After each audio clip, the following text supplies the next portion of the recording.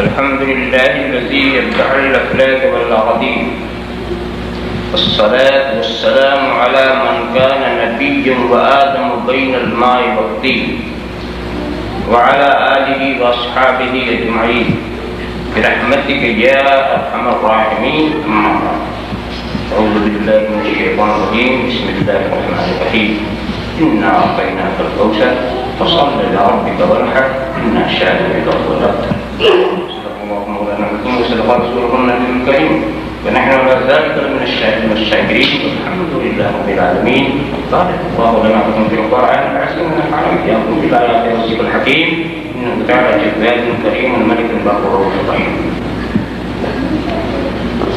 من علينا ربنا إذ بعث محمدا أيده بيده، أيدنا بأحمده، أرسله مبشرا فأرسله ممجدا. صلوا عليه دائما، صلوا عليه سرمدا. اللهم صل على سيدنا محمد وعلى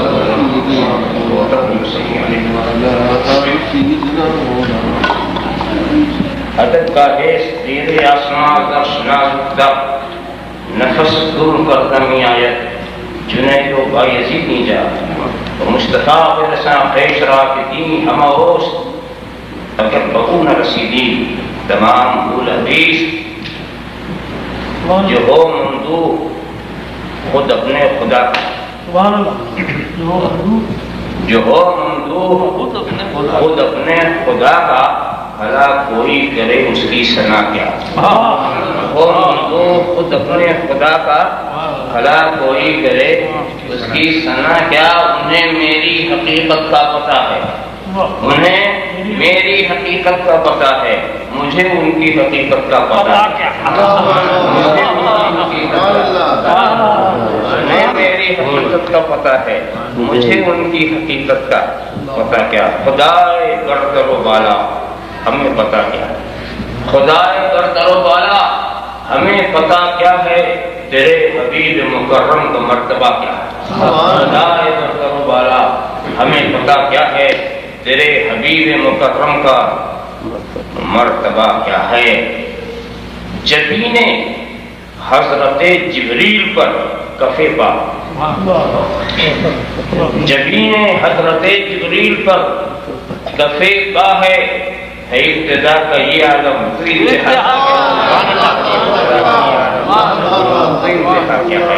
جبین حضرت جبریل پر کفے پا ہے ابتدا کا یہ عالم. کیا ہے خدا کی شان جلال و جمال کے مظہر، خدا کی شان جلال و جمال کے مظہر. ہر ایک سمت ہے تو ہی، تیرے سوا کیا ہے. ہر ایک سمت ہے تو ہی، تیرے سوا کیا ہے. خدا کی شان جلال و جمال کے مظہر، ہر ایک سمت ہے تو ہی، تیرے سوا کیا ہے.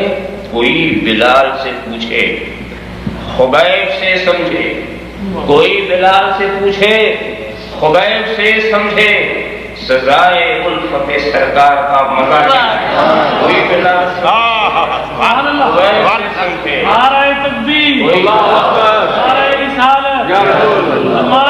سمجھے،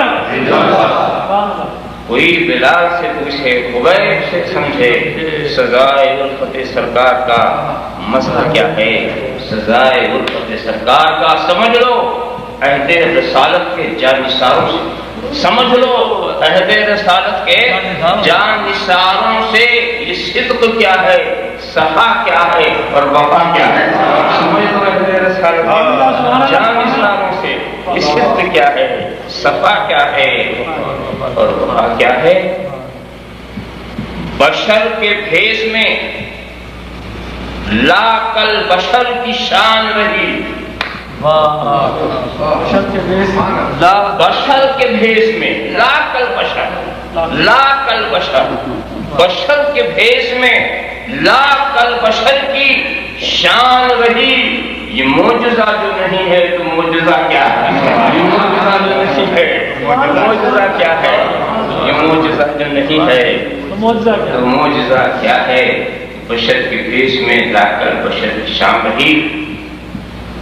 غم فراق نبی میں جو آنکھ سے نکلی، غمیں فراق نبی میں جو آنکھ سے نکلے خدا ہی جانے ان اشکوں کا مرتبہ کیا ہے، خدا ہی جانے ان اشکوں کا مرتبہ کیا ہے۔ کرم کرم کی کریمی ہی شان ہے تیری، کرم کرم کی کریمی ہی شان ہے تیری، تیری عطا کے مقابل میری خطا کیا ہے، تیری عطا کے مقابل میری خطا ہے، تیری عطا کے مقابل میری خطا کیا ہے۔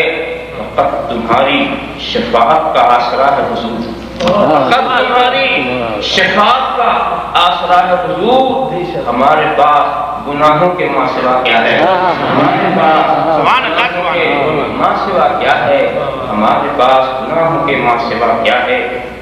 ایک عجیب نازک سا شعر ہے جو میری جان سے زیادہ قریب ہے مجھ سے، جو میری جان سے زیادہ، جو میری جان سے زیادہ قریب ہے مجھ سے، انہیں میں ڈھونڈ رہا ہوں مجھے ہوا کیا، انہیں میں ڈھونڈ رہا ہوں مجھے ہوا کیا ہے، انہیں میں ڈھونڈ رہا ہوں مجھے ہوا کیا ہے۔ میری جان سے زیادہ قریب ہے مجھ سے، انہیں میں ڈھونڈ رہا ہوں مجھے ہوا کیا ہے۔ جو میری جان سے زیادہ قریب ہے مجھ سے، انہیں میں ڈھونڈ رہا ہوں مجھے ہوا کیا ہے، مجھے ہوا کیا ہے۔ کھڑا ہے اختر یاسی در مقدس پر، کھڑا ہے اختر یاسی در مقدس پر، حضور آپ کی رحمت کا فیصلہ کیا ہے، حضور آپ کی رحمت کا فیصلہ کیا ہے۔ اگر خاموش اور میں تو ہی سب کچھ ہے، جو کچھ کہا تیرا حسن کو کیا محدود، بارگاہ رسالت و اہل رسالت میں درود شریف کا نذرانہ عقیدت پیش فرما۔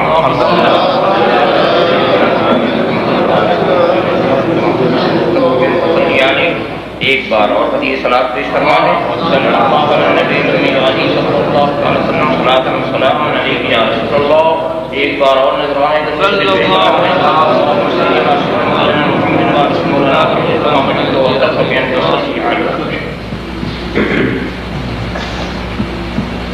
میں نے ایک بہت ہی مشہور و معروف سورہ مبارکہ کی تلاوت کا شرف حاصل کیا ہے۔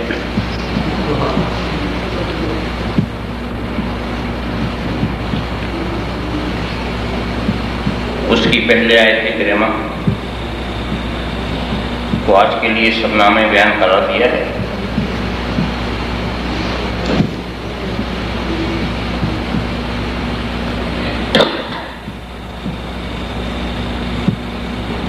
اے محبوب، ہم نے تجھے کوثر دے دیا۔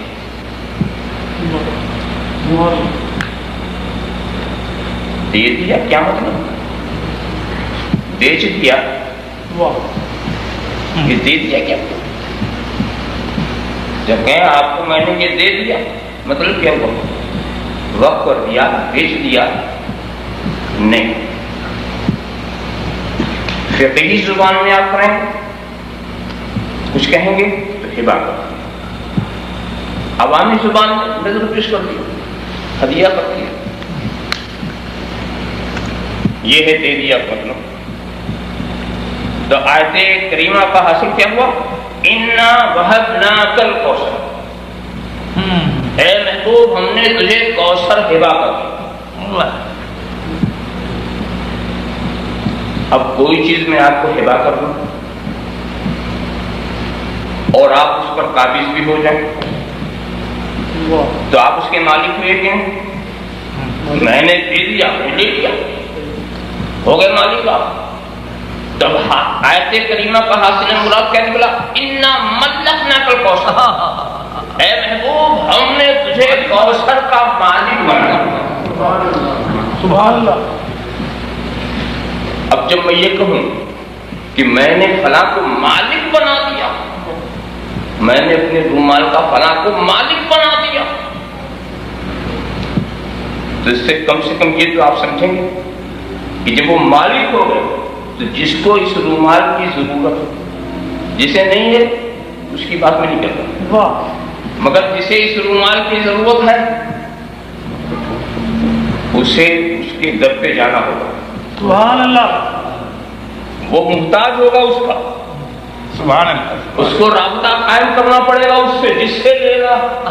سبحان اللہ. اے محبوب ہم نے تجھے کوثر کا مالک بنا دیا. اب کوثر کے پانی کی اگر کسی کی کوئی ضرورت ہے وہ محتاج ہمارا ہوگا. اسے تجھ سے رابطہ قائم کرنا ہوگا. تیری بارگاہ میں حاضری دینی ہوگی. تیرے دروازے کو کھٹکھٹانا پڑے گا. ایک قطرہ پانی نہیں ملے گا. مالک وہ ہے. اور ایک بات میں بتا دوں کوثر کا پانی صرف جنتیوں کا مقدر. جنتیوں کے سوا کسی دوسرے کو کوثر کا پانی نہیں ملے گا.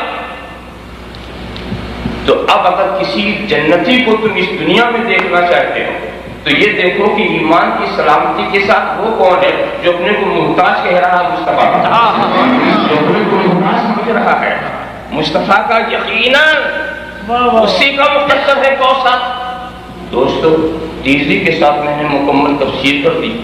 دیکھیے تو بات ختم ہو گئی مگر بات اب شروع ہو رہی ہے. اس لیے کہ میں نے تو اس تفسیر اس شرح کی روشنی میں یہ بات کہی کہ کوثر سے مراد حوض کوثر یا نہر کوثر. مگر دوستو قرآن میں نہ نہر کا لفظ ہے نہ حوض کا لفظ ہے. اسی لیے اس کی بہت ساری تشریحات اور گئی کہ کوثر سے مراد نبی کے معجزات.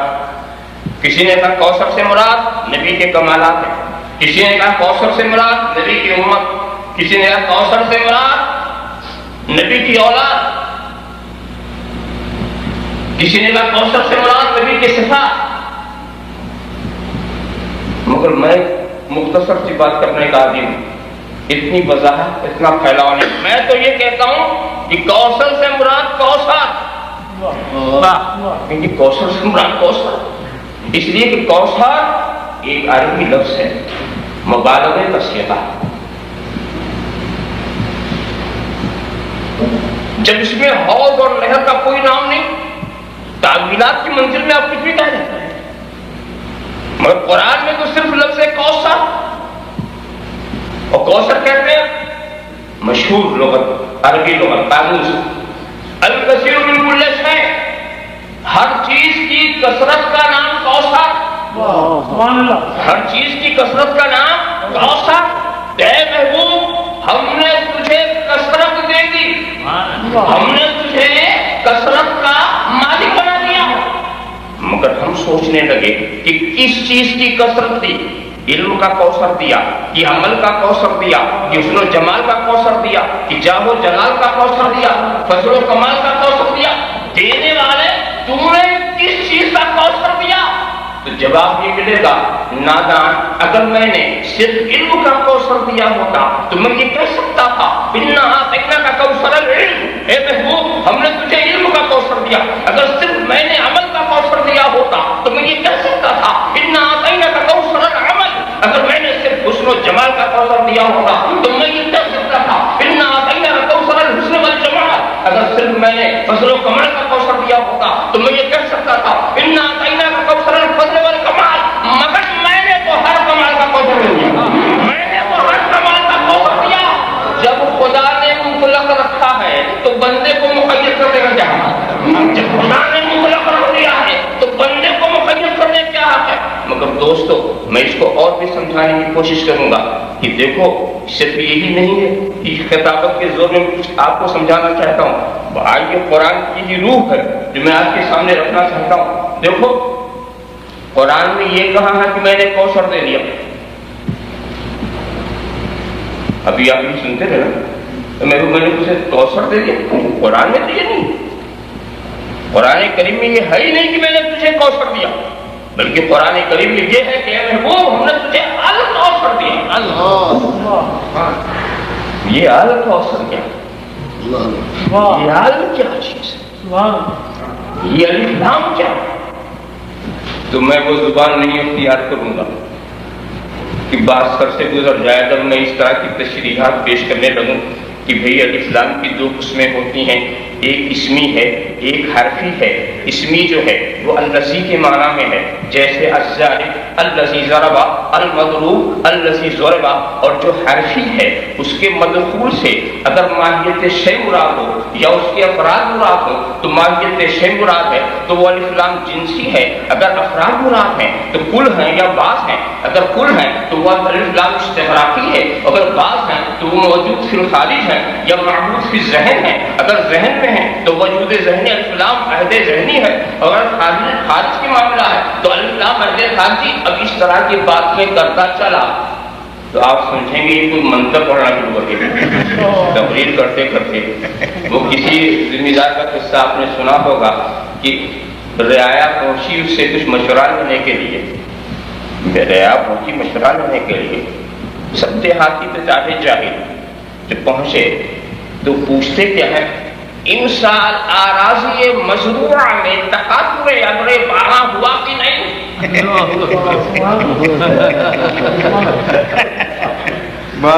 امسال آراضی مزروعہ میں تقاطر ابر بارہ ہوا کہ نہیں؟ تو سب کہتے ہیں کہ بھئی چلو پھر بعد میں آئیں گی، ابھی تو یہ تلاوت کر رہی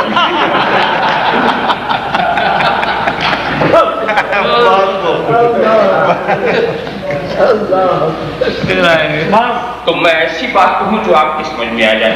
بہت مشہور ترجمہ آپ یاد رکھتے ہیں، الحمدللہ رب العالمین پڑھتے ہیں نا، الحمدللہ تمام تعریف اللہ کے لیے مخصوص جو پروردگار ہے سارے جہانوں کا، معنی تمام، حمد معنی تعریف، للہ ہے لام اختصاص کا جو خصوصیت کا معنی پیدا کر رہا، اللہ اس میں جلالت، رب کے معنی پروردگار، العالمین سارے جہانوں، الحمدللہ تمام تعریف مخصوص ہے اللہ کے لیے جو پروردگار ہے سارے جہانوں کا۔ تو الحمد تمام تعریف، الکوثر تمام کوثر، اے محبوب ہم نے تجھے ہر کمال کا کوثر میں دے۔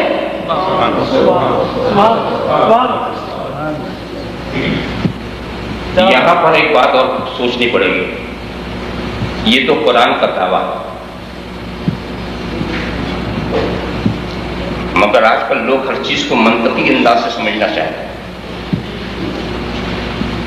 قرآن کا دعویٰ ہے کہ خدا نے سب کچھ کا مالک بنایا۔ سوال یہ ہے کیا خدا سب کچھ کو مالک بنانے کی قدرت رکھتا ہے؟ ایک بات یہ دیکھیے کہ وہ سب کچھ کا مالک بنانے کی قدرت رکھتا ہے کہ نہیں، اور دوسری بات کیا دیکھیں، کیا نبی سب کچھ کے مالک بننے کی صلاحیت رکھتے ہیں؟ اگر وہاں قدرت نہیں تو بھی کام نہیں چلے گا، اور اگر وہاں قدرت تو ہے ہم میں لینے کی صلاحیت نہیں، صلاحیت بھی دیکھنی ہے، قدرت بھی، قدرت بھی دیکھنی، صلاحیت بھی دیکھنی۔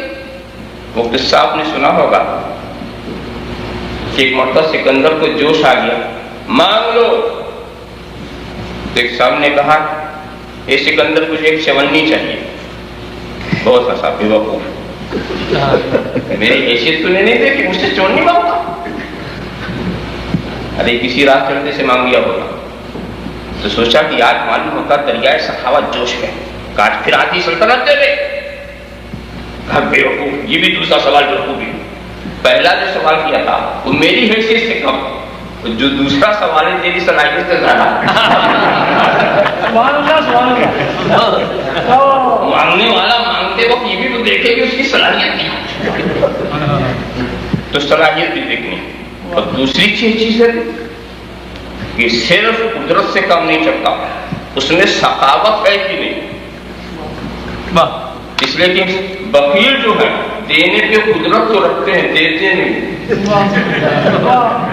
دینے والا مزاج بھی تو ہونا چاہیے نا۔ وہ شاید آپ نے سنا ہوگا اس سلسلے میں بھی کہ کسی دوست نے اپنے دوست سے کہا کہ مجھے اپنی انگوٹھی دے دے، کیا کرے گا انگوٹھی لے کر، جب دیکھوں گا تو تیری یاد آئے گی، مجھے یاد کرنا چاہتا ہے، خالی انگلی دیکھنا تو یاد کر لینا کہ بنا سے انگوٹھی مانگنی نہیں۔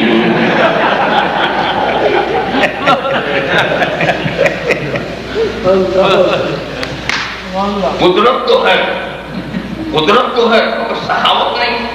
وہ قصہ شاید آپ نے سنا ہو کہ ایک رئیس اعظم آخری وقت میں پڑے ہوئے ہیں، موت و حیات کی کشمکش کے اندر جانے کا وقت آ گیا.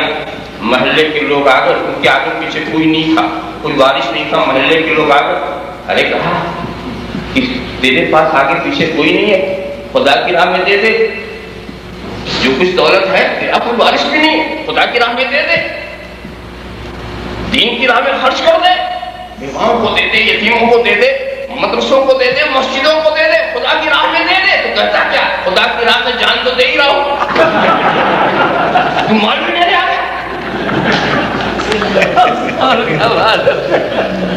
وکیل نہیں دیتے.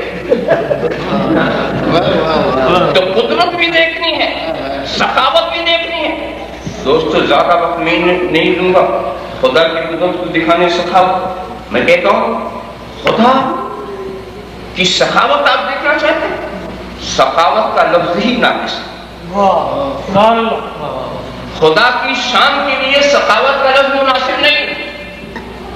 اسی لیے قرآن و حدیث میں کہیں خدا کو سخی نہیں کہا گیا.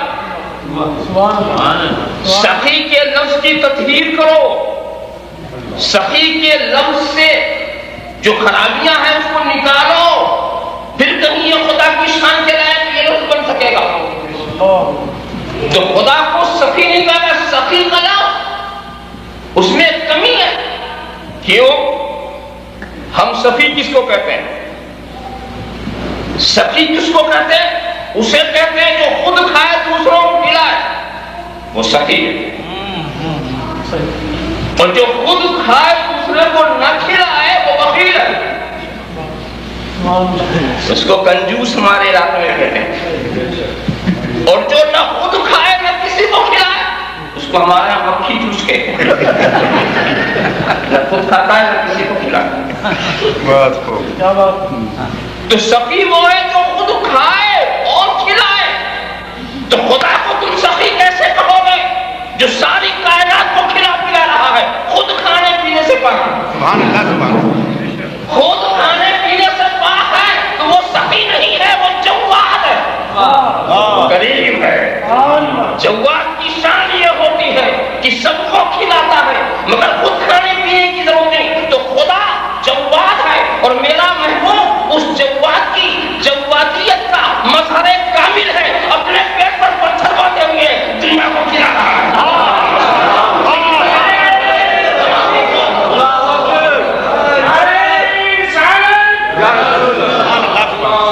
اسلام اس کے جود و کرم کا ہم کیا نقشہ کھینچیں؟ سب عنایت ہی. اس نے جو آپ کو وجود دیا ہے یہ بھی تو اس کا کرم ہی ہے. کون سے آپ کا عمل کا نتیجہ ہے؟ آپ کا وجود, آپ کی زندگی دیا, زندگی گزارنے کا اسباب فراہم فرمایا. آنکھیں دی, آنکھ کے نقطے کو نور کا مرکز بنایا. کان دیا, کان کے پردوں کو نغمات کا مرکز بنایا. دیتی جا, یہ زمین کا فرش, یہ آسمان کا شامیانہ, یہ چاند سورج کے چراغ, یہ ستاروں کی قندیلیں, سب اس نے دی. یہ اس کا کرم نہیں تو کیا ہے؟ تو ہمیں اس کی کریمی نہیں دکھانی. جو ساری کائنات کو بنا سکتا تو اس کے جود و کرم کو نہیں دیکھنا ہے. وہ جواد ہے اور کریم. اب رہی یہ قدرت, کیا وہ سب کچھ دینے کی قدرت رکھتا ہے؟ اللہ اکبر, میں اس کی قدرت بتاؤں. کیا عظیم قدرت. زمین کا فرش بچھایا اور ایسی زمین کہ سخت اتنی کی پہاڑوں پر لیے ہوئی ہے اور نرم اتنی کی ایک سوئی سے زمین کو شق کرتے چلے جائیے. آسمان بے شتور, نظام شمسی قمری کبھی ٹکراؤ نہیں. اس کی قدرت.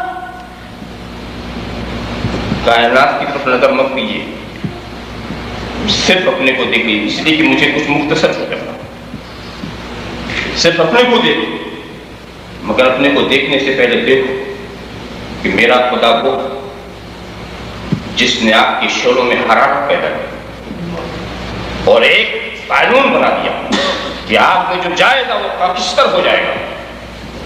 آگ اپنے پجاری کی بھی رعایت نہیں کرے گی. مگر قربان جاؤ اس کی قدرت پر، جہاں اس نے یہ قانون بنایا تھا کہ آپ کا کام جلا دینا ہے، وہاں اس نے یہ بھی طے کیا تھا کہ اگر میرا خلیل آیا تو اس کا ٹھنڈا بھی بنا۔ ایسا قابل نصرت ہے میرا خدا وہ جس نے دریا کو رواں کیا اور یہ قانون بنایا کہ پانی میں جو جائے گا وہ غرق ہو جائے گا۔ پانی کسی کی رعایت کرنے والا نہیں ہے مگر قربان جاؤ اس کی قدرت کا، جہاں اس نے یہ قانون بنایا تھا کہ پانی کی فطرت میں بہا لے جانا، وہاں اس نے یہ بھی طے کیا تھا کہ اگر میرے کلیم نے جھلا کے ایسا مار دیا تو اسے راستہ بھی نہیں ہوگا۔ اس کی قدرت آپ دیکھتے چلے جاؤ۔ میرا خدا وہ ہے جس نے چاند و سورج کے نظام کو برقرار فرمایا، اے سورج تجھے یوں نکلنا یوں چلنا ہے یوں ڈوبنا، اے چاند یوں نکلنا یوں چلنا یوں ڈوبنا، سارے قوانین بنا دیے گئے اور اس میں کبھی فرق نہیں آ سکتا۔ نہ چاند کے راستے کو کوئی روک سکتا، نہ سورج کے راستے کو کوئی بدل سکتا ہے، مگر قربان جاؤ اس خدا کے قدرت پر جس نے چاند اور سورج کو اس کے راستے بتائے، وہاں یہ بھی طے کیا کہ تجھے اپنے ہی راستے پر چلنا ہے، مگر اگر میرے محبوب نے اشارہ کیا تو اے چاند کو ٹکڑے ہونا پڑے گا، اے سورج میں پلٹنا پڑے گا۔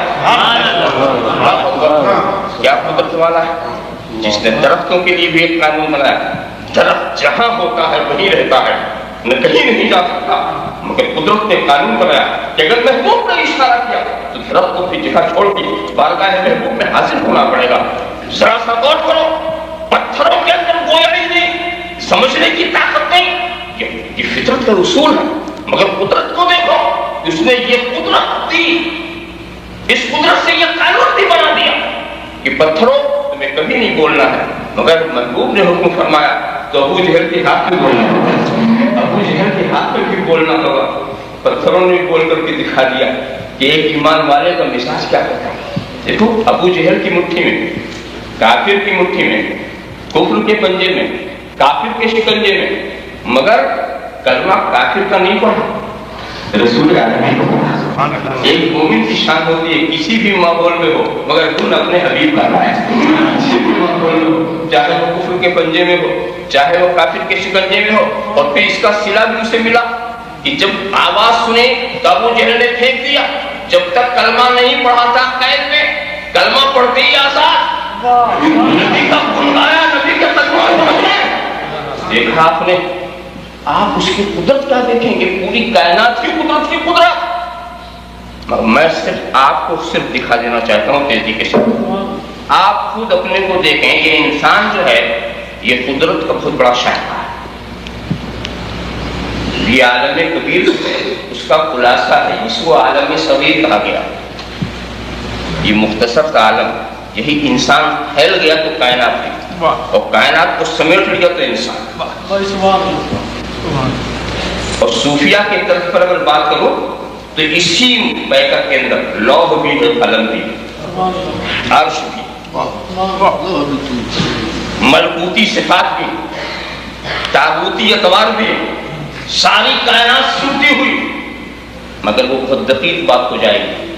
میں صرف سفری انداز سے سمجھانا چاہتا ہوں کہ انسان خدا کی قدرت کا شاہکار، دریا کی مثال دیکھنی ہے جس کے رگوں کا بہتا ہوا خون دیکھو، اگر تمہیں دلدل دیکھنا ہے تو اس کی آنکھوں کو دیکھو، تمہیں پہاڑ کی مثال دیکھنا تو اس کی ہڈیوں کو دیکھو، اگر تمہیں اس میں پوری سلطنت کا نظام دیکھنا ہے تو دل بادشاہ ہے، دماغ وزیر ہے، یہ ہاتھ جو ہے یہ سپاہی، یہ پیر جو ہے یہ سواری، اور یہ آنکھ اور کان یہ سب جاسوس جو باہر کی چیز اندر پہنچاتے ہیں۔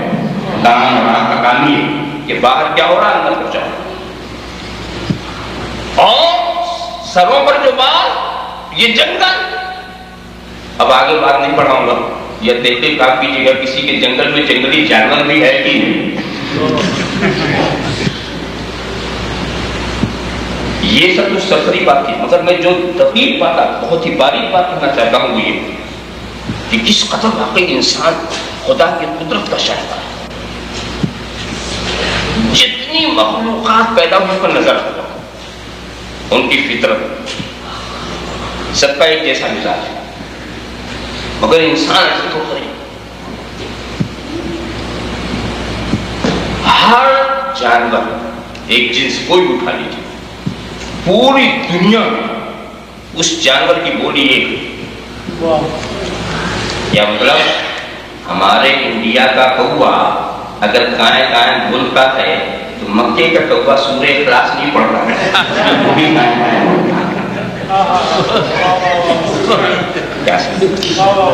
اور لندن کا کوا شیکسپیئر کی پوئٹری نہیں تو وہ بھی کائیں کائیں بولتا ہے۔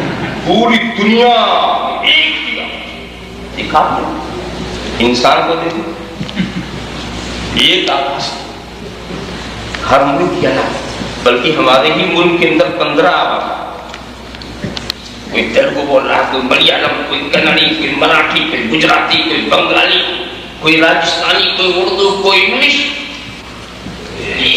50-60 میل کا فاصلہ ہوتا تو لب و لہجہ بدل جاتا۔ آپ خیال کریں، اور ان کی ایک بولی، خیر خدا نے آپ کو جیسی بھی بولی دی، مگر اس بولی میں بھی یہ کیسی کیسی بولی بولتا۔ تم انگلش بولو، فرینچ بولو، کوئی بھی بولو، کوئی ایسی بات نہیں ہے، مگر اس بولی میں بھی یہ انسان کیسی کیسی بولی بولتا۔ کوئی کفر کی بولتا ہے، کوئی ایمان کی بولتا ہے، کوئی شرک کی بولتا ہے، کوئی توحید کی بولتا ہے، کوئی اخلاص کی بولتا ہے، کوئی نفاق کی بولتا ہے، کوئی لڑانے والی بولی بولتا ہے، کوئی کاٹنے والی بولی بولتا ہے، کوئی ملانے والی بولی بولتا ہے، کیسی کیسی بولیاں بولتا ہے۔ اسی لیے سارے جانور خوش ہیں کہ ہم کو خدا نے ایسی بولی نہیں دی، اچھا ہی ہوا، ہمیں کوئی کافر تو نہیں کہے گا، ہمیں کوئی منافق تو نہیں کہے گا، اچھا ہی ہوا کہ ایسی بولی نہیں دی۔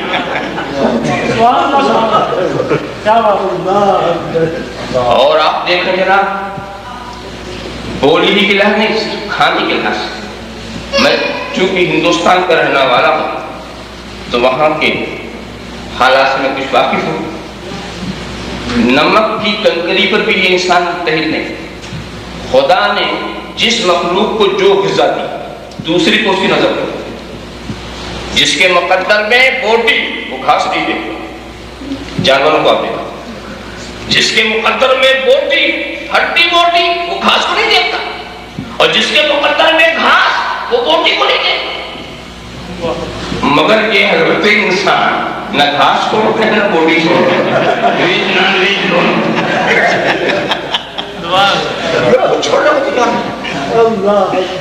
یہ بھی کھا رہے وہ بھی کھا رہے، اور کھانے کا بھی انداز اللہ تعالیٰ کے ساتھ۔ ہمارا جو عرب کا علاقہ ہے وہاں روٹی چاول کا استعمال برابر کا ہوتا ہے۔ اب آپ ہمارے پچھم اگر چلے جائیں تو روٹی بڑھتی جاتی ہے، چاول کم ہوتا جائے گا۔ پنجاب پہنچتے پہنچتے چاول غائب، روٹی ہی روٹی، اور اس کے بعد جناب والا آپ ہمارے پورب کی طرف جائیں تو چاول بڑھتا جاتا ہے، روٹی کم ہوتی جاتی ہے، اور بنگال پہنچتے پہنچتے روٹی غائب، روٹی غائب، اور کہیں آپ ہمارے حیدرآباد کو بچ جائیں، اللہ اکبر، سالن میں اتنا مرچا وہ ڈال دیں گے کہ آپ کھاتے بھی رہے روتے بھی رہے، غذا بھی مل رہی ہے اور گناہ بھی بھول رہے ہیں۔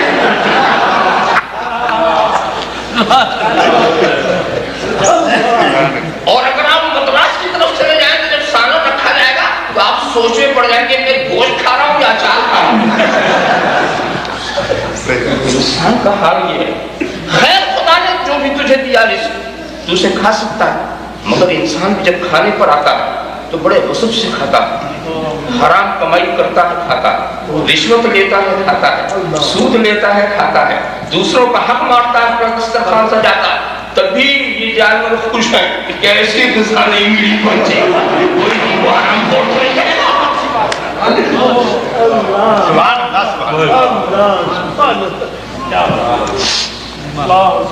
لباس کا معاملہ، خدا نے اگر کوے کو کالا بنا دیا تو کبھی دعا نہیں کرتا کہ اے اللہ میرا لباس مور جیسا بن جائے، وہ طاؤس بننے کی کوشش نہیں کرتا، اسی لباس پر وہ پرواز کرتا، اس کی پرواز میں کوئی کمی نہیں، اور نہ احساس کمتری، نہ اسے احساس کمتری کہ ہمارا لباس کالا کیوں ہے۔ مگر یہ حضرت انسان، اللہ اکبر، ایک لباس پہ ان کو قناعت ہی نہیں، جیسے جیسے مارکیٹ میں نئے نئے لباس آئے، تراش خراش ہوئے، فوراً آپ نے نقل شروع کر دی۔ یہیں پر جتنے لوگ بیٹھے ہیں صرف ان کی ٹوپیاں آپ دیکھیں تو ایک طرح کی ٹوپی نہیں ملے گا، دوسری باتوں کو تو چھوڑ دیجیے. تو آپ خیال کیجیے لباس کے اندر تراش خراش. اور کچھ تو ایسے بھی ہمیں ملے ہیں کبھی کبھی دیکھنے کو مل جاتے ہیں کہ میں سوچ میں پڑا مجھے ایسا ٹائٹ لباس پہنتے ہیں کہ میں سوچتا رہ جاتا ہوں کہ انہوں نے سلا کے پہنا ہے یا پہن کے سلایا ہے. سمجھ نہیں اتنا ٹائٹ بھی پہنے ہوئے آدمی ننگا دکھائی دے تو کیا پہننے سے فائدہ ہے. دیکھا ہم نے ایسے ہی مکان کے سلسلے میں دیکھیے آپ کا حال یہ ہے کوئی سنگ مرمر کے ایوانوں میں، کوئی شیش محل میں، کوئی بہترین بہترین بلڈنگوں میں، کوئی فٹ پاتھ پہ، کوئی جھوپڑے میں، مگر خدا نے دوسری مخلوقات کو جو درجہ رہائش دے دیا ہے پوری قوم ایک ہی انداز سے رہتی ہے. پانی والے صرف پانی میں، فضا والے صرف فضا میں، پہاڑ والے صرف پہاڑ میں، غار والے صرف غار میں، جنگل والے صرف جنگل میں. ساری قوم کا رہن سہن ہے. اسی لیے سارے جانور ہماری اخوت و مروت پر مذاق اڑا رہے ہیں کہ تو بڑی انسانیت والا ہے، تو بڑی اخوت و مروت والا ہے، تو ایوانوں میں ہے، تیرا بھائی فٹ پاتھ پر ایڑیاں رگڑ رہا ہے. اخوت سیکھنا ہے تو ہم سے سیکھ، مروت سیکھنا ہے تو ہم سے سیکھ کہ ہماری پوری قوم ایک طرح رہتی ہے. دیکھا تو سارے جانوروں کے جو اوصاف تھے وہ سب اس انسان کے اندر 6 فٹ کے اندر کیا کیا ہے. بلکہ میں آپ کو بتاؤں یہ تو ایک ظاہری بات تھی. خدا نے جس جانور کو جو صفت دی اس کی پوری قوم ویسی دی. کیا مطلب؟ شیر بہادر ہے تو کوئی شیر بزدل نہیں ملے. سبحان اللہ. لومڑی چالاک ہے تو کوئی لومڑی بیوقوف نہیں. اونٹ لالچی ہے تو کوئی ایسا اونٹ نہیں ملے گا جو لالچی نہ ہو. بندر بے حیا ہے تو کوئی بندر ایسا نہیں ملے گا جس میں حیا و شرم ہو. تو جس کو جو صفت دیا پوری قوم میں، مگر یہ حضرت انسان یہ کسی وقت بہادر ہے تو کبھی کبھی حریص ہے تو کبھی لالچی ہے، کبھی لالچی نہیں، حریص نہیں ہے. مطلب یہ جو سارے صفات ساری کائنات میں منتشر وہ اس انسان کے خاکے میں سمجھو سب منتشر صفات جمع. آپ خیال کرتے چلے جائیے یہ انسان خدا کی قدرت کا کتنا بڑا شاہکار ہے. اور صرف یہی نہیں، اسی لیے جب ساری کائنات کے صفات پہ جمع کی تو ساری کائنات کے طرز عبادت اسے کیا. آپ نماز پڑھتے ہیں نا تو کھڑے ہو کر کے ساری مخلوق خدا کی تسبیح کرتے ہیں. ساری مخلوق خدا کی تسبیح میں ما من شیء الا یسبح بحمدہ، کوئی چیز ایسی نہیں ہے جو خدا کی تسبیح نہ کرے. اس مقام پر میں ایک بات بتا دوں، وہ جو کنکریوں کے سننے کی بات ہوتی ہے نا، بعض حضور نے کنکریوں سے تسبیح سنی، ابو جہل نے سنی، تو اس میں جو معجزے کا پہلو ہے اس پر توجہ دلاتا ہے. تسبیح کرانا یہ معجزہ نہیں، اس لیے کہ تسبیح تو ہر کنکری کرتی ہی ہے. معجزے کا پہلو یہ ہے کہ سنوا دیا. جو تسبیح سن نہیں سکتے تھے ان کو سنا دیا. یہ اس کے اندر معجزے کا پہلو ہی آتا. تسبیح تو جب تو سب سے افضل ساری خوبیاں تیرے اندر، تو تجھے ہر ایک کی عبادت کی یہ نقل کرنے. یہ درخت کھڑے ہو کر عبادت کر رہے، یہ 4 پیر والے جانور حالت رکوع میں عبادت کر رہے، اور دوسرے جانور اگر آپ میڈک وغیرہ کو دیکھیں تو حالت قعدہ میں وہ بھی عبادت کر رہے. سانپ وغیرہ یہ حالت سجدہ میں. ساری دنیا عبادت کر رہی. چھوڑیے ان کو. کچھ ملائکہ پیدا کیے گیا آج تک حالت قیام میں، اور کچھ ملائکہ آج تک حالت رکوع میں، اور کچھ ملائکہ آج تک حالت سجدہ میں، اور کچھ ملائکہ آج تک حالت قعدہ میں. تو جب تم سب سے افضل تو تمہیں ایسی عبادت دی گئی جس میں قیام بھی ہو، رکوع بھی ہو، سجدہ بھی ہو، بیٹھنا بھی ہو، ساری عبادتیں ساتھ، تاکہ تم جامع عبادات خلائق ہو جاؤ۔ جب تمہیں صفات خلائق تمہارے اندر جمع کر دیا تو تمام مخلوقات کی عبادت کے لیے تم جامع۔ دوستو یہ انسان کتنا بڑا شاہکار، مگر ایک بات بتا دوں، اتنا کچھ دے کر کے، شاہکار بنا کر کے، ایک احتیاط بھی کیا تاکہ یہ انسان مغرور نہ ہونے پائے، ورنہ یہ انسان جب پڑھا تو انا ربکم الاعلی بھی بول گیا۔ جب یہ انسان پڑھا تو نہ جانے کیسے کیسے دعوے کرنے لگا۔ تو اس انسان کو کہ دماغ کو صحیح کرنے کے لیے علاج، مگر اس پر جب غور کرو گے تب ساری چیزیں آپ سے مفضول، سب سے آپ افضل۔ اب میں آپ سے پوچھتا یہ ہوں کہ اس وقت آپ جو لباس پہن کر آئے ہوئے وہ لباس کس چیز کا ہے؟ تو کچھ لوگ سوتی لباس میں آئے، کچھ لوگ اونی لباس، چمڑے کا بھی لباس استعمال ہوتا ہے، چمڑے کا بھی لباس پہن کر کچھ لوگ آئے۔ تو یہ اون، یہ سوت، یہ چمڑا ملا تھا۔ تو یہ چمڑا کیا ہے؟ جانوروں کا اتارا۔ یہ سوت کیا ہے؟ درختوں نے جس چیز مال کو نکال دی وہیں سے سوت آپ کو حاصل ہو۔ اون جو ہے یہ بھی جانوروں کا اتارا۔ تو رب تبارک و تعالیٰ تمہیں جانوروں کو اتارا پہنانا، جو جانور ریجیکٹ کر دے تو پہن لے، جو جانور اپنے بدن سے اتار دے وہ تو پہن لے۔ تو یہ بھی سمجھنا کہ تو اس سے افضل ہوتے ہوئے سر مت اٹھانا، دیکھنا تیری حیثیت کیا ہے، تجھے پہنایا کیا جا رہا۔ اور سنو، یہی لباس جب جانور کے بدن پر تھا تو اس کی صفائی کی ضرورت نہیں تھی، اور تیرے بدن پر آ گیا تو ہر ہفتے دھلائی ضروری، ورنہ تو چلنے کے لیے راستے پہ چلے گا تو لوگ کنارے ہو جائیں گے۔ دیکھا یہ تیری حیثیت ہے، یہ تیری حقیقت ہے، تو تو یقیناً خدا کا شاہکار ہے۔ مختصر بات، جب خدا ساری کائنات کو بنا سکتا ہے تو کیا مالک نہیں بنا سکتا؟ بس سیدھی سی بات۔ میں یہ بات پوچھتا ہوں، کائنات کا بنانا آسان ہے یا مالک بنانا؟ میں اپنے حساب سے کہتا ہوں، اگر میں آپ سے یہ کہوں ایک مکان بناؤ تو مکان بنانے میں کتنے دن لگے؟ 6 مہینے لگے۔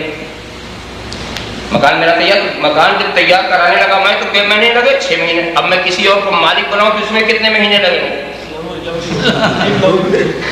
ایک چابی دی تو مالک کرنا یہ آسان ہے نا، نسبتاً مکان بنانے کے۔ ہمارے خدا کے لیے تو سب آسان، یہ میں اپنے حساب سے کہتا ہوں۔ خدا کے لیے تو کائنات کا بنانا بھی آسان ہے۔ تو جو چیز ہمارے لیے آسان وہ خدا کے لیے مشکل کیسے؟ مشکل کام تھا کائنات کا بنانا، اسے تو مان لیا۔ آسان کام ہے مالک بنانا، آسان کام ہے مالک بنانا، تو اس نے مالک بنا دیا۔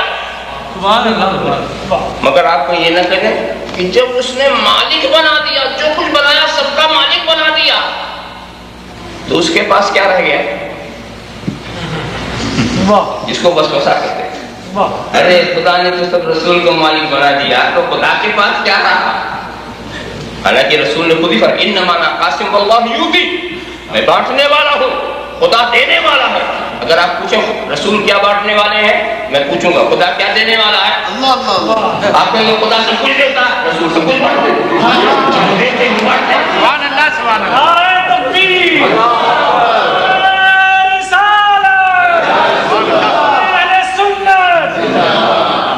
مگر آپ کہیں گے تو سب کچھ دے دیا تو خدا کے پاس کیا رہا؟ تو آپ کہیے جب ایسا کوئی سوال کرے تو پوچھو تمہارے پاس کوئی گھر ہے، کوئی مکان ہے، کوئی جگہ ہے، یوں ہی پھر رہے، کوئی ٹھکانا نہیں، کوئی ٹھکانا نہیں، اس مسجد سے اس مسجد، اس مسجد سے اس مسجد، ایسے ہی پھر رہے، کوئی ٹھکانا کیا ہے؟ کوئی گھر ہو رہا ہے، کوئی مکان ہے، ہاں سب ہے، تو اپنے مکان کا مالک ہے کہ نہیں؟ تو اپنے بینک بیلنس کا مالک ہے کہ نہیں؟ تو اپنی کھیت باڑی کا مالک ہے کہ نہیں؟ کہا مالک ہوں۔ لیکن تو مالک تو خدا مالک رہا کہ نہیں؟ واہ واہ جب تو مالک تو تیرے گھر کا خدا مالک رہا کہ نہیں؟ کیا سمجھے؟ یہ ہماری ناقص ملکیت ہے کہ جب ہم کسی کو مالک بناتے ہیں تو خود مالک نہیں رہتے، اور وہ اس کی حقیقی ملکیت ہے، وہ مالک بنا کے بھی مالک رہتا۔ حقیقی ملکیت تو فنا نہیں ہوتی، وہ مالک بنا کے بھی مالک۔ تو ساری کائنات کے مالک ہے مصطفیٰ، اور مصطفیٰ کا مالک ہے کبریا۔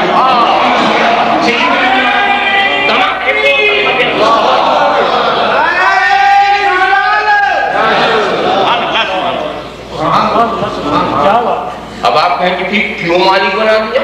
تو اس کا تو صحیح شرعی جواب ہے، لا یسأل عما یفعل۔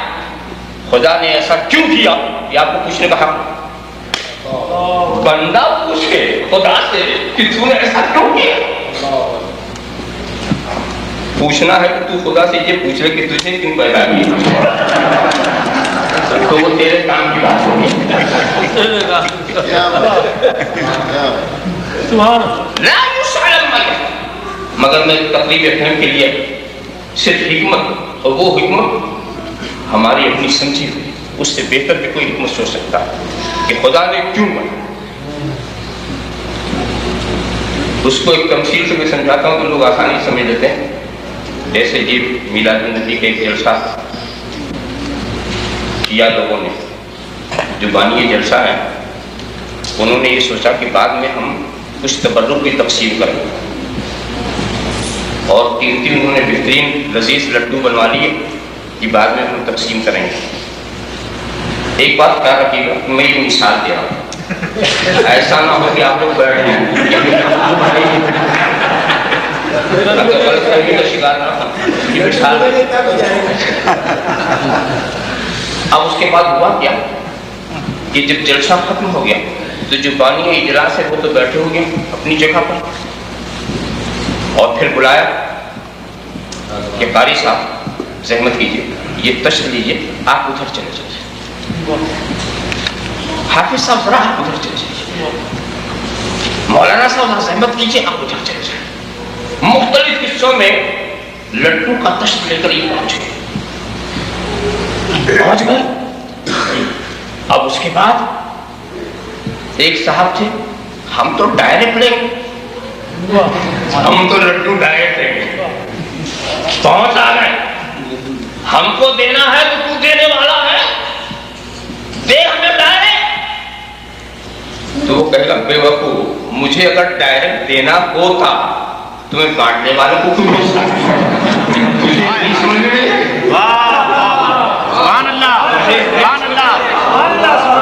مجھے اتنا، میں چاہتا یہ ہوں کہ دولت میری ہو، چوکٹ مونگی،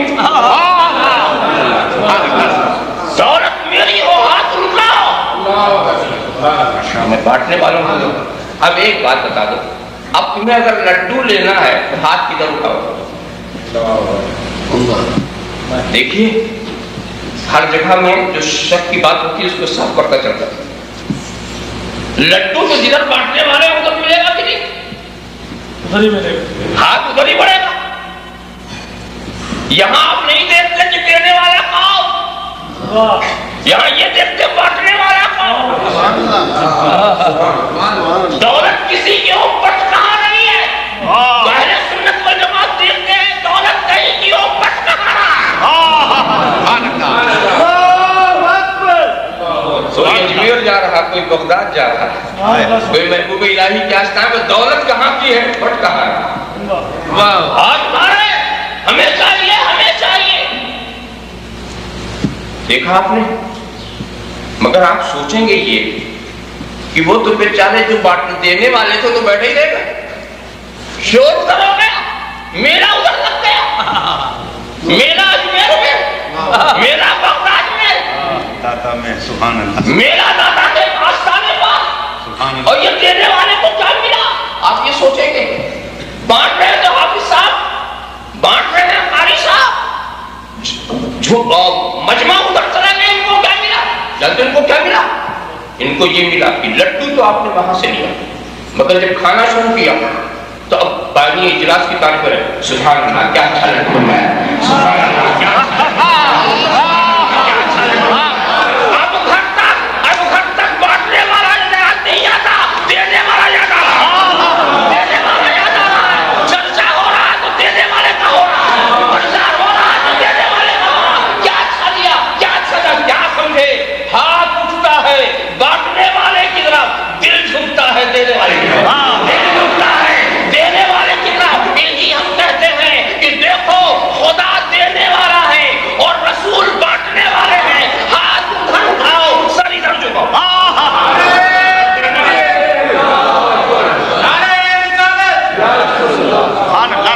سر یہاں جھکاؤ۔ مگر ایک بات بتاؤں، دیکھیے اٹھانے کی بات میں نے کی، ہاتھ تو نہ جانے کس کس کام کے لیے لوگ اٹھاتے ہیں۔ ایک ہے کسی چیز کو لینے کے لیے ہاتھ بڑھانا، اور ایک ہے دعا کے لیے ہاتھ اٹھانا۔ تو دعا صرف خدا سے، ہمارے اسٹیج سے آپ کو کسی مغالطے میں نہیں رکھا جائے گا۔ دعا صرف خدا سے۔ کیوں؟ دعا مقبول عبادت، دعا عبادت کا مقصد ہے، دعا خود عبادت ہی ہے۔ تو دعا ہم خدا سے کریں گے، تو کہا ہاتھ کدھر بڑھائیں گے؟ جہاں سے ملے گا۔ دعا دینے والا وہی۔ مثال کے طور پر جب میں دعا کرنے کی منزل میں آیا، اے اللہ مجھے یہ دے دے، اے اللہ مجھے یہ دے دے، اے اللہ مجھے، اب اللہ کا نام ادھر سے کسی نے بڑھایا، اب میں $5 مانگ رہا ہوں، اے اللہ مجھے $5 دے دے، $5 بڑھایا انہوں نے، میرا ہاتھ ادھر جا رہا۔ یہ ہاتھ جو جا رہا ہے یہ دعا والا نہیں، یہ لینے والا ہے۔ اور یہ جو دعا تھا یہ دعا والا ہے، جس نے ان کے دل میں ڈالا کہ وہ دے۔ تو دعا کا ہاتھ خدا کے آگے، اور لینے والا جہاں ملے گا۔ جب ہم خدا کے آگے ہاتھ اٹھاتے ہیں تو دعا کا ہے، اور جو گنبد خضرا کی طرف ہاتھ بڑھاتے ہیں یہ لینے والا ہے، یہ لینے والا ہے۔ انما انا قاسم اللہ یؤتی۔ دوستو، تو آپ بلا تمثیل سمجھیں، رب تبارک و تعالیٰ نے کائنات کو پیدا کیا اور مغفرت و ہدایت کے لڈو تیار کیے، اور تیار کر کے اے آدم تم وہاں لے کے چلے جاؤ، اے شیش تم وہاں لے کے چلے جاؤ، اے نوح تم وہاں لے کے، ہدایت میری، رحمت میری، مغفرت میری، نجات میری، چوکھٹ تمہاری، گھر تمہاری۔ تو ہدایت کے لڈوؤں کو دے کر انبیاء کرام کو بھیج دیا۔ خدا اس بات پر قادر تھا کہ بغیر انبیاء کو بھیجے ہدایت کرتا، بغیر انبیاء کو بھیجے مغفرت کر دے، اس نے قانون بنا دیا۔ یہیں پر ایک بات میں بتانا چاہتا ہوں، ایک ہے خدا کی قدرت اور ایک ہے خدا کا قانون۔ تو تم قدرت کو بھی مانو، قانون کو بھی مانو۔ کچھ لوگ قدرت دیکھ کر قانون سے انکار کر دیتے ہیں، تو وہ بھی خدا کے ماننے والے نہیں۔ قانون بھی خدا ہی کا ہے، قدرت بھی خدا ہی کی۔ مثال کے طور پر خدا کو اس بات کی قدرت ہے کہ بغیر ماں باپ کے پیدا کر دے، جیسے اس نے حضرت آدم کو پیدا کیا۔ اس بات کی بھی قدرت ہے کہ بغیر باپ ماں کے پیدا کر دے، جیسے حضرت حوا کو پیدا کیا۔ اس بات کی بھی قدرت ہے کہ بغیر باپ کے پیدا کر دے، جیسے حضرت عیسیٰ کو پیدا کیا۔ یہ تو ہے قدرت، اور قانون یہ ہے کہ بغیر ماں باپ کے پیدا نہیں کروں۔ تو کوئی قدرت کا انتظار ہے کہ تنہا تنہا اولاد کا خیال نہ کرے۔ دیکھا یہ ہے وہ قانون۔ خدا کی اس بات کی قدرت ہے کہ بغیر نبی کے مغفرت دے دے، ہدایت دے دے، مگر قانون یہ ہے جب تک نبی سے رابطہ نہیں ہوگا ہدایت نہیں ہوگی۔ خدا کو اس بات پر قدرت ہے کہ بغیر پلائے تمہاری پیاس بجھا دے، مگر قانون یہ ہے کہ پانی پیو گے تب پیاس بجھاؤ۔ خدا کو اس بات کی قدرت ہے کہ زہر کھلا کے زندگی دے دے، اور قانون یہ کھاؤ گے تو معلوم ہوگا۔ دیکھا آپ نے؟ تو یہ نہ سمجھنے پانی کا کام پیاس بجھانا نہیں ہے، کھانے کا کام بھوک مٹانا نہیں، آگ کا کام جلانا نہیں ہے، چھری کا کام کاٹنا نہیں ہے۔ اگر آگ کا کام جلانا ہے تو حضرت ابراہیم کو کیوں نہیں جلایا؟ اگر چھری کا کام کاٹنا ہے تو حضرت اسماعیل کا گلا کیوں نہیں کاٹا؟ اور کسی کا کام کچھ نہیں، سب حکم ربی، جہاں کاٹنے کا حکم ہے کاٹ دے، جہاں بچانے کا حکم ہے بچا لے۔ آپ نے دیکھا وہ ہے خدا کا قانون اور ایک ہے خدا کی قدرت۔ تو قانون یہ ہے کہ ہم بزرگوں کے آستانے پر جائیں تب وہ دے گا، حالانکہ وہ بغیر بلائے بھی دے سکتا، جہاں تک قدرت کی بات ہے۔ اور ایک چیز اور بھی یہاں پر آپ سمجھ لیتے ہیں، اسی لیے اس بات کو آپ ذہن میں رکھیں، ایک یہ عالم اسباب ہے، یہاں کوئی چیز چاہے روحانی ہو، چاہے مادی ہو، چاہے دینی ہو، چاہے دنیاوی، بغیر واسطہ، بغیر توسل کوئی کام ہوتا نہیں۔ ہر چیز کے لیے وسیلے کی ضرورت ہے۔ یہ عالم اسباب کبھی کبھی فعل کی نسبت سبب کی طرف کی جاتی ہے اور کبھی کبھی مسبب الاسباب کی طرف کی جاتی ہے۔ تو جب فعل کی نسبت سبب کی طرف کی جائے تو یہ ہے مجاز، اور جب مسبب الاسباب کی طرف کی جائے تو یہ ہے حقیقت۔ جیسے پہلے پانی نے پیاس بجھا دیا، کیا پانی میں پیاس بجھانے کا طاقت؟ پانی نے پیاس نہیں بجھایا، خدا نے بجھایا۔ اگر خدا نہ بجھائے پورا دریا پی جاؤ، نہیں پیاس بجھے۔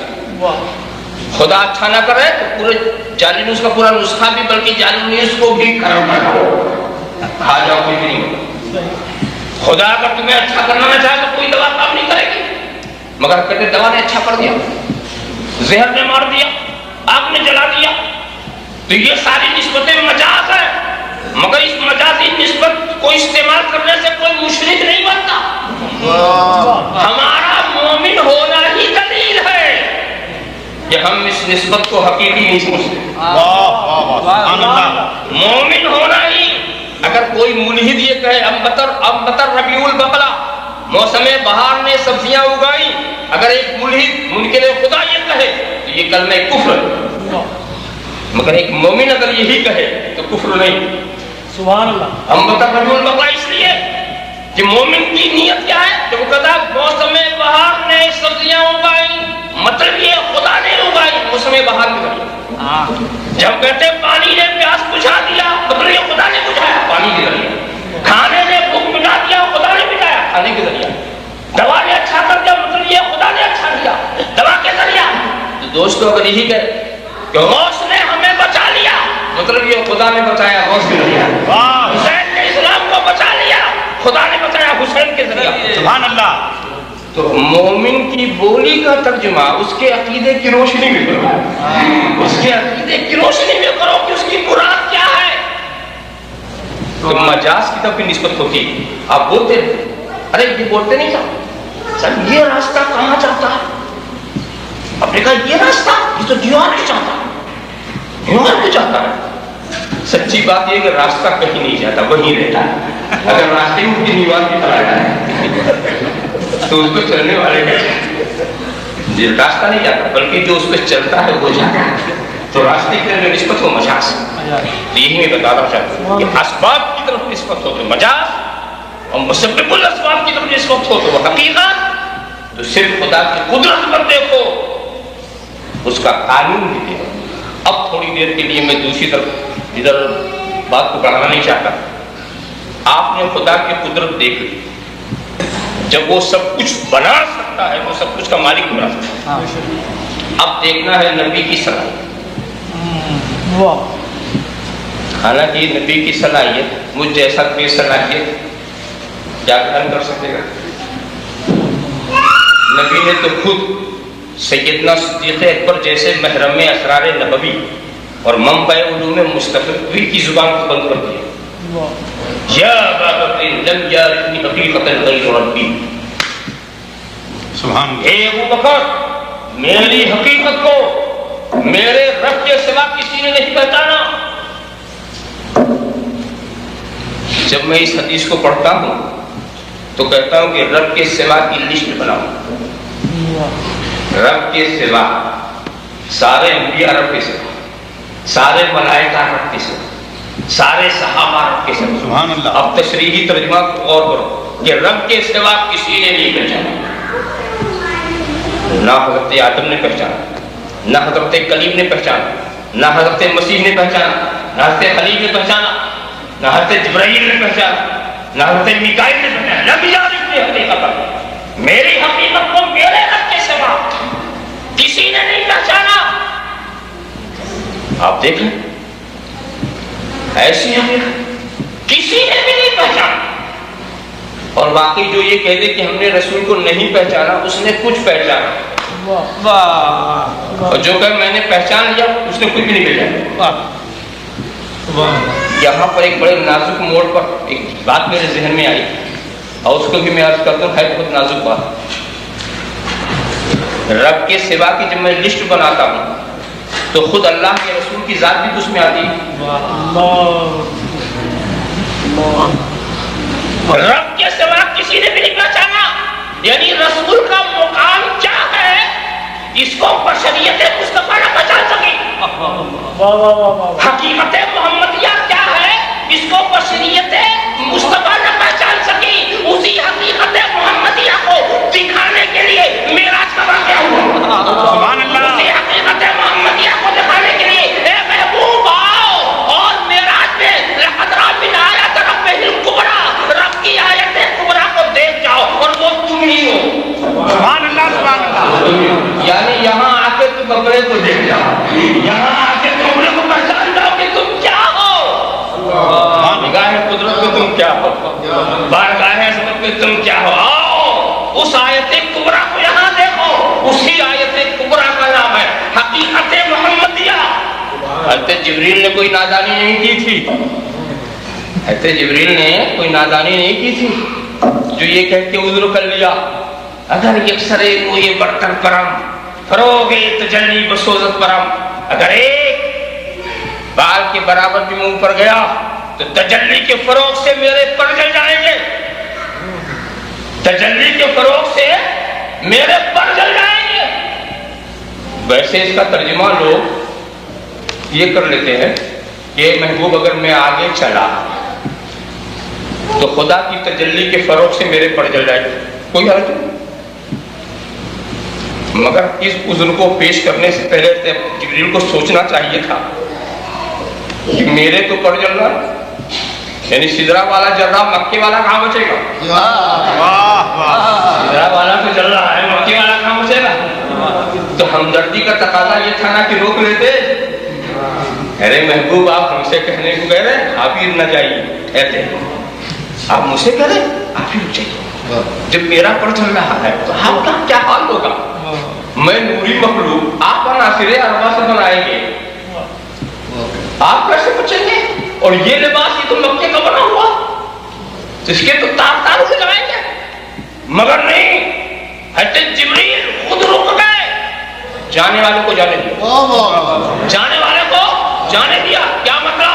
حضرت جبریل نے اپنے کو رسول کی طرح نہیں سمجھا، رسول کی طرح سمجھتے تو بڑھ جاتے، اپنے کو رسول کی طرح نہیں سمجھا سمجھتے تو بڑھ جاتے، اور رسول کو اپنی طرح نہیں سمجھا سمجھتے تو روک لیتے، سمجھتے تو روک لیتے، تو نہ رسول کو اپنی طرح سمجھا نہ اپنے کو رسول کی طرح سمجھا۔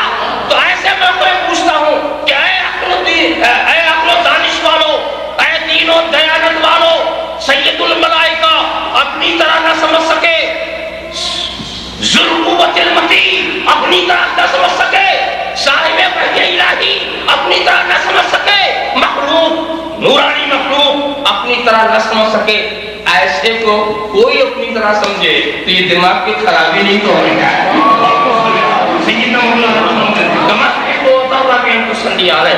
ذرا صاحب دیکھیے، مگر میں اپنے ذوق کے مطابق دوسرا ترجمہ کرتا ہوں اس شعر کا، یہ ترجمہ کر رہا ہوں،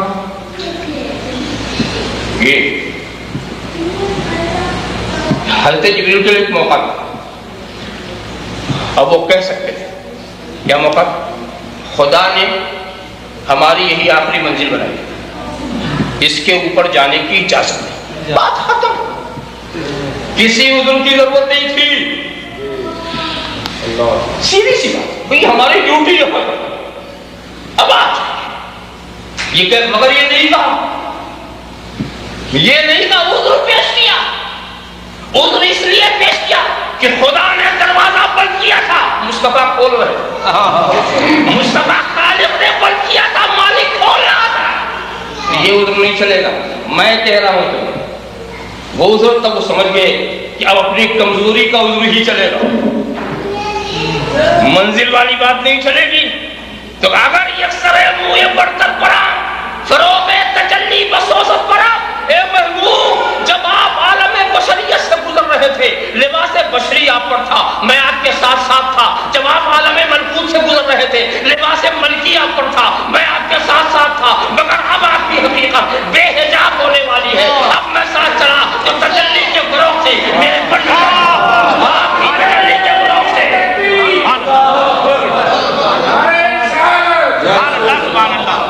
سبحان اللہ آپ کی تجلی کے فروغ سے میرے پر چڑھ جائے. تو دوستو ایسے رسول کی صلاحیت کے بارے میں کیا بتاؤں؟ ایک قول ایک بزرگ کا پیش کر دوں اور بڑی اچھی. یہ حضرت ابو الحسن خرقانی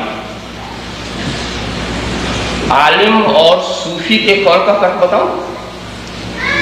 عالم کا قول ذہن کو خاموش کر دیتا اور صوفی کا قول دل کو مطمئن کر دیتا.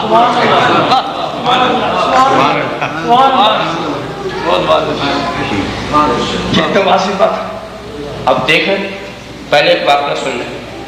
حضرت بایزید بستامی عالم سکر میں پہنچ کر کے ایک مرتبہ کہتے ہیں سبحانی ما عظم شانی انی عرفت ربی. پاک ہے میری ذات، کیا ہی عظیم ہے میری شان، میں نے اپنے رب کو پہچان لی. یہ کس نے کہا؟ حضرت بایزید. حضور کیا فرماتے؟ معرفنا کا حق معرفتی. یہ خدا میں نے نہیں پہچانا، تجھے جیسا پہچاننے کا. حضور کہتے میں نے نہیں پہچانا. تو بایزید بستامی کہتے انی عرفت ربی، میں نے اپنے رب کو رکھتا. حضرت محمود نے سوال کیا حضرت ابو الحسن خرقانی سے. ہے سوال کرنے کی بات کہ غلام تو یہ کہے کہ میں نے پہچان لیا اور آقا یہ کہے میں نے نہیں پہچانا. تو سوال کیا کیا بایزید حضور سے بڑھ گئے تھے کہ حضور کہے ما عرفنا کا، میں نے نہیں پہچانا. بایزید کہے انی عرفت ربی، میں نے پہچان لیا. اب صوفی کا جواب سنو. صوفی نے کہا محمود کیا تم مجھ سے یہ پوچھنا چاہتے ہو کہ پیالہ کیوں چھلک گیا، سمندر کیوں نہیں چھلکا؟ سبحان اللہ سبحان اللہ سبحان اللہ سبحان اللہ. ارے بایزید کا ضبط کتنا تھا، پانی کے چند چھینٹے ملے وہ بہہ گئے اور سمندر ساری دنیاؤں کے دریاؤں کو پی جائے گا. کہے گا ابھی اور گنجائش ہے، ابھی اور گنجائش ہے، ابھی اور گنجائش ہے. اللہ کا حق مات اس کو میں ایک دوسری مثال سے بھی سمجھاتا ہوں. ایک صاحب 2 منزلے مکان پہ چڑھ گئے. ایک منزل پہ چلے تو دیکھا ایک منزل اور ہے. آگے پہنچے تو دیکھا آسمان، بول اٹھے میں پہنچ گیا جہاں مجھے پہنچنا ہے. پہنچ گیا انی عرفت ربی، پہچان گیا. اور 1000 منزلے پہ چڑھ رہا، ایک منزل پر ایک اور ہے، ایک منزل پر اور ہے، ایک منزل پر اور ہے. منزل کمی نہیں ہو رہی، چڑھتا چلا جا رہا، بڑھتا چلا جا رہا. ہر بلندوں سے بلند ہو گیا مگر منزل ختم ہی نہیں ہو رہی. قرب کی منزل ہے، ختم ہی نہیں ہوئی، سفر جاری ہے. تو دوستو وہ بڑھنے والا بڑھا تو بڑھتا چلا گیا، اٹھا تو اٹھتا چلا گیا، چمکا تو چمکتا چلا گیا، دمکا تو دمکتا چلا گیا. یہاں تک کہ جناب فتح اللہ فقال قاب قوسین او ادنی، وہاں پہنچ کر کے بھی قرب کی منزلوں کی انتہا نہیں ہے. وللآخرۃ خیر لک من الاولی، وللآخرۃ خیر لک من الاولی. ہر آنے والی گھڑی پچھلی گھڑی سے بہتر ہوتی ہے، ہر آنے والی گھڑی پچھلی گھڑی سے بہتر ہوتی جا رہی ہے. تو جس کا ابھی سفر ہو ہی رہا ہو اس کی منزل کیا متعین کی جائے. اللہم صل علی سیدنا مولانا محمد کما تحب وترضى بأن تصلی علیہ. تو وہ صلاحیتوں کا سمندر ہے. سمندر میں تلاطم اٹھتا ہے مگر سمندر میں سیلاب نہیں آتا. ورنہ 3 حصہ سمندر پوری دنیا کو کھا جائے. دیکھا آپ نے وہ سمندر.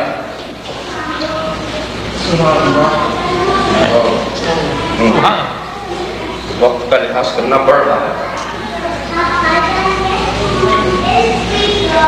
کتنی گنجائش ہو رہی ہے؟ اکیلے ہی جانا چاہتے ہیں آپ بیان کریں. اچھا وہ آگے نہیں چاہتے سب کے پاس گاڑیاں آگے نہیں چاہتے. ٹھیک ہے. نعرہ تکبیر.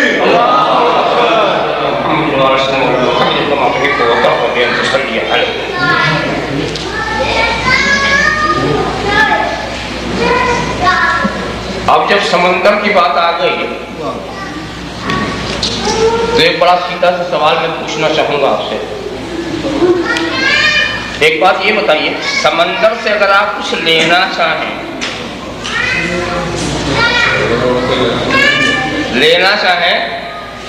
تو جھکنا پڑے گا کہ نہیں؟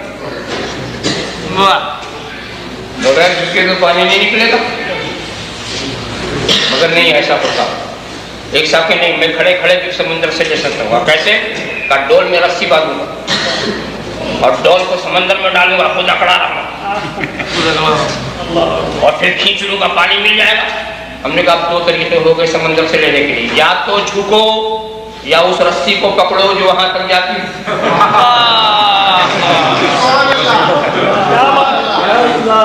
دو شکلیں مل گئی.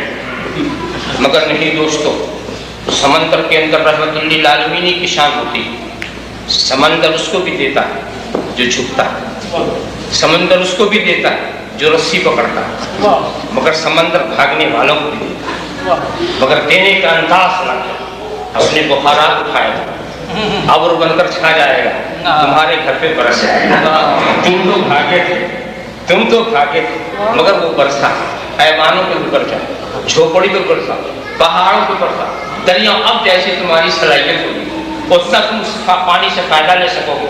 ذرا سا آپ دیکھیں، سب کو برسا مگر زمین مختلف ہوتی ہے. کچھ گڈھے والے تھے، پانی جمع کر لیا، خود بھی پیاس بجھا رہے، دوسروں بھی بجھا رہے، تالاب بن گئے. اور کچھ نرم و نازک تھے، انہوں نے جذب کیا اور وہاں سبزیاں اگائی، ہری بھری ہو گئی. اور کچھ پتھر سے زیادہ سخت، گنبد سے زیادہ گول.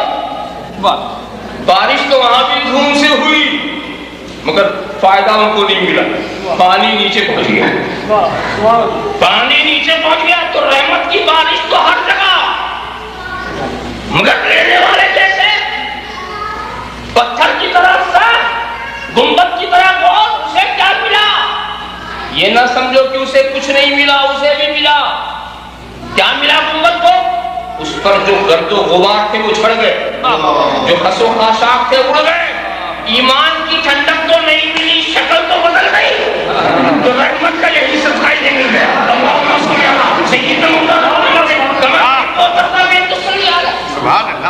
برس کے چلا گیا پانی.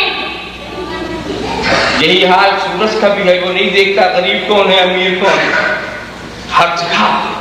اور اس کے بعد پھر کیا کرتا ہے؟ اب یہی پانی جب بہا، پہاڑوں سے گرا، ہم نے کہا آبشار، آگے چلا ہم نے کہا نالا، آگے اور بڑھا تو ہم نے کہا دریا. دریاؤں کے اپنے ہندوستان کے حساب سے مختلف نام بھی رکھتی ہے. یہ گنگا ہے، یہ جمنا ہے، یہ گھاگرا. اور اس کے بعد کہاں جا رہے ہیں؟ پوچھو جمنا سے، پوچھو گنگا سے، پوچھو گھاگرا سے. کہاں؟ جہاں سے نکلے تھے وہیں جا رہے ہیں، جہاں سے نکلے تھے وہیں جا رہے ہیں. جہاں جب تک باہر نہ پہنچے تو سکون نہ ہوگا، قرار نہیں ہوگا، اطمینان نہیں ہوگا. وہیں سے نکلے وہیں جا رہے ہیں تو وہیں کا پانی ہے. تو سمندر رسالت سے جب بخارات اٹھے ہم نے کہا یہ صحابہ ہے، جب پھیل گئے ہم نے کہا یہ تابعین ہیں، جب برس پڑے تو ہم نے کہا یہ اولیاء صالحین ہیں، اور جب بہہ کے نکلے تو کہا یہ قادری دریا ہے، یہ چشتی دریا ہے، یہ نقشبندی دریا ہے، یہ سہروردی دریا ہے، یہ شاذلی دریا ہے. جیسی دریا کی ہمیں ضرورت تھی ہمارے پاس ہو جائے. جیسے دریا کی ضرورت تھی، سمندر کا پانی سب نہیں پی سکتے، ضرورت تھی کہ فلٹر ہو کر ہمارے مزاج کے مطابق بن گیا ہے، ہمارے مزاج کے مطابق بن کر گیا ہے اور اسی طرح سے بہتا چلا گیا. اب ان دریاؤں سے پوچھو کہ آپ کہاں جا رہے ہیں؟ کہاں جہاں سے آئے تھے وہیں جا رہے ہیں. سب کا رخ وہی ہے، غوث کا بھی رخ ادھر ہی ہے، خواجہ کا بھی رخ ادھر ہی ہے، ادھر ہی سے آ رہے ہیں، ادھر ہی جا رہے ہیں. اور واقعی دوستو جب تک سمندر سے یہ دریا دور رہتے ہیں اپنا بڑا جوش دکھاتے ہیں، بڑا جوش دکھاتے ہیں. اور سمندر میں گم ہو گئے تو پتہ نہیں چلتا، پتہ نہیں چلتا.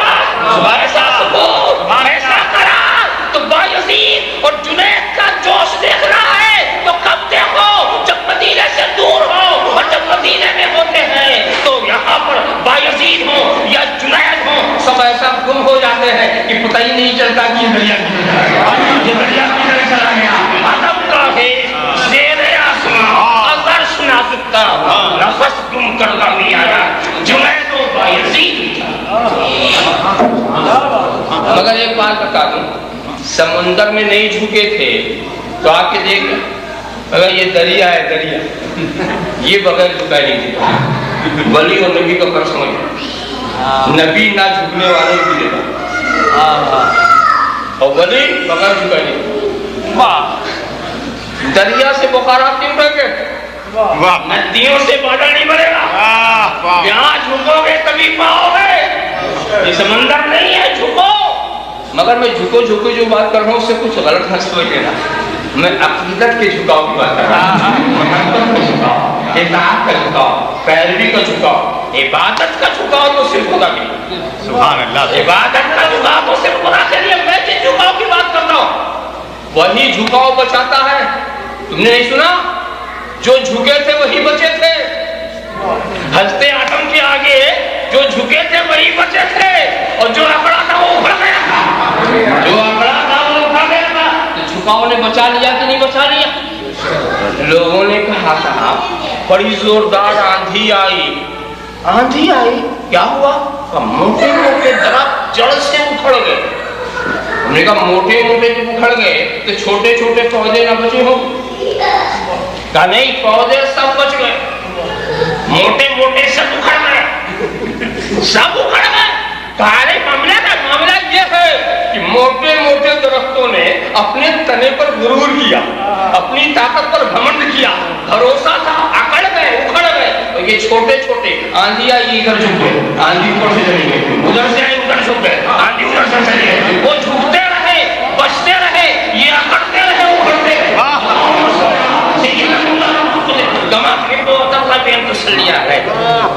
سوچنے کی بات ہے, سمجھنے کی بات ہے. تو یہ ولی کی شان ہے, یہ ولی کی شان ہے. بس مختصر سی بات یہاں پر میں پھر اور مختصر کروں. اتنی سی مختصر سی گفتگو سے آپ نے کیا سمجھا؟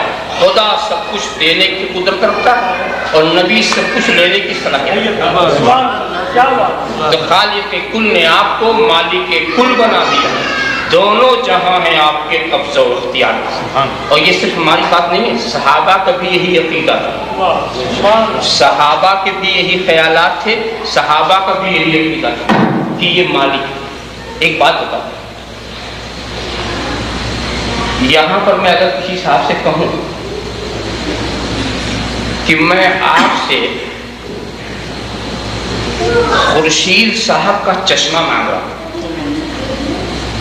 تو آپ مجھے دیکھیں گے اس کے سوچنے سمجھنے کی کوئی چول ڈھیلی ہو گئی.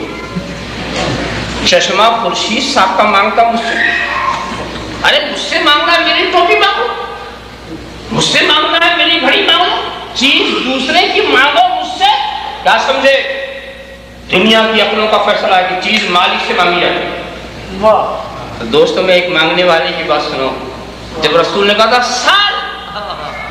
سال مانگ لو, تو کیا کہا تھا؟ اسالو کا, میں آپ سے مانگ رہا ہوں. اسال اللہ لذنی, اسالو کا, میں آپ سے مانگ رہا ہوں. مرافقتہ فی الجنہ, مرافقتہ فی الجنہ, میں آپ کی رفاقت جنت بھی مانگتا ہوں. ایک ہی سانس میں جنت بھی مانگ لی, رفاقت بھی مانگ لی. دیکھا تو رسول کو کیا کہنا چاہیے تھا کہ تم مجھ سے ربیہ جنت مانگو, جنت خدا سے مانگو, جنت خدا سے مانگو. مجھ سے میرا عصا مانگ لو, میری نالین مانگ لو, میرا ماما مانگ لو, اس لیے کہ چیز مالک سے مانگی جاتی ہے. صحابی کا سوال بتا رہا ہے کہ وہ رسول کو مالک جنت سمجھ رہے ہیں اور رسول اس سوال کو جائز قرار دے رہے ہیں. سبحان اللہ, جائز قرار ہے. تو اپنے مالک جنت بولنے کی صلاحیت دے رہے ہیں. خالق کل نے آپ کو مالک کل بنا دیا. دونوں جہاں ہیں آپ کے قبضہ و اختیار میں. ایک چیز اور اس سلسلے میں, ایک مثال میں جو صحابہ کے عقیدے اور ان کی سمجھ اور ان کی سوچ کیا ہے, پہلے ایک مثال دوں آپ کو. ایک صاحب آئے میرے کان میں, چپکے سے کہتے ہیں, کچھ کہا اور چلے گئے. کیا کہا؟ آج رات کو آپ کی دعوت ہے. اور اتنے چپکے سے کہا کہ دائیں بائیں والے نے بھی نہیں سنا۔ میں سمجھ گیا کہ انتظام مختصر ہے، وہ بھیڑ نہیں لگانا چاہتا۔ تو جو ایک آدمی کی دعوت دے گا کتنے کا انتظام کرے گا؟ زیادہ گھر والوں کر لے گا، 2-4 آدمی کو اور کر لے گا، یہی تو کرے گا۔ اور رات کو میں پورے مجمع کے ساتھ چلوں کہ چلو فلاں کیا دعوت ہے۔ اب جب یہ مجمع وہ دیکھیں گے تو ان کا حال کیا ہوگا؟ ان کا حال ہوگا دروازے سے اندر، کھڑکی سے باہر۔ ہے کوئی ٹھہرنے والا؟ کیا مذاق میرے ساتھ کیا؟ میں نے بیٹ کو بلایا دیکھنا نہیں کہ چلے پہلے سمجھاتے تھے یہی ہوگا حال نا۔ چھپنے کی کوشش ہوگی، یہ چندے کی روٹیوں کا انتظام، یا دال میں پانی ملانے کی کوئی فکر، بہرحال جو بھی ہو پریشان انسان کوئی بھی ہو جائے گا جس کو یہ صورتحال پیش آئے۔ مگر میں تمہیں یقین دلاتا ہوں حضرت جابر نے آ کر رسول کو دعوت دی، رسول کو دعوت دی، اور سرکار نے کھانے کے وقت پر تمام صحابہ سے کہا چلو جابر کے ہاں دعوت۔ گروہ صحابہ کو لے کر چلے۔ اب آ کر دیکھو کہ حضرت جابر کیا کر رہے ہیں، بھاگنے کی کوئی فکر تو نہیں، چھپنے کا کوئی پروگرام تو نہیں، کوئی پریشانی، مگر دوستو ان کے چہرے پر مسرت کی لہریں، ان کے سینے کے اوپر انبساط کی موجیں۔ اب اگر حضرت جابر سے تم یہ پوچھو کہ حضور آج تو آپ کے رسوا ہونے کا دن ہے، آپ نے تو چند کو انتظام کیا، اتنے وہ کیسے کھلا پائیں گے؟ اگر آپ یہ سوال کریں گے تو کچھ عجب نہیں کہ وہ کہیں کہ تو 15ویں صدی کے ایمان سے بات کر رہا ہے، میرے پاس تو وہ ایمان ہے جو چہرے مصطفیٰ سے ملا، جو چہرے مصطفیٰ سے ملا۔ تو مجھ سے یہ کہتا کہ میں ایسے اتنے کو کیسے کھلاؤں گا؟ سن، میرے مہمان صرف اللہ کے رسول ہیں، باقی سب رسول کے مہمان۔ میں اپنے مہمان کا خیال کروں گا، وہ اپنے مہمان کا۔ اس میں گھبرانے کی بات کیا ہے؟ اس میں پریشان ہونے کی بات کیا ہے؟ ہر شخص اپنے مہمان کا خیال کر لے گا۔ ہوا بھی یہی، سرکار آئے جابر جو کچھ ہے حاضر کر دو، اس کے بعد چادر ڈال دو، اور اس کے بعد کہا دعائیں برکت فرما دی سرکار نے، جابر چادر نہ اٹھانا، کھلانا شروع کر دو۔ کھلایا تو سبوں نے کھا لیا، سرکار نے بھی نوش فرما لیا، صحابہ بھی سے شکم شیر ہو گئے، گھر والوں نے بھی کھا لیا۔ اور کھانے کے بعد حضور نے کہا چادر ہٹاؤ۔ جب ہٹایا تو نہ روٹی میں کمی نہ بوٹی میں کمی، دکھا دیا دیکھو جابر میں نے اپنا کھلایا تیرا نہیں کھلایا۔